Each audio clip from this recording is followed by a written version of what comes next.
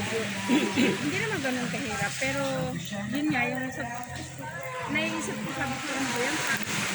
Parang ano talaga, ang hirap ng ano, pagka nandun kami sa, kasi meron pa kami parang sumukuprasan na malayong lugar. Tapos mga 1 week yun na nagkukupras. Siyempre nagbabaon lang ng mga ano.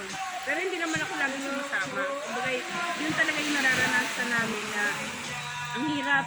Kailangan magtipid. Tipid ka muna kasi lalo na nung kami nag-aaral na talagang tipid na tipid ang ano sa pagkain. Kaya sabi ko, siguro pag ako nagkaroon ng anak, kaasawa ko, pipilitin ko na ano, na mas maging maayos yung buhay namin. Hindi ko pa masyadong pararanasin sa mga anak ko yun. Pero minumulat din namin sila sa ganun. Pero kasi masama din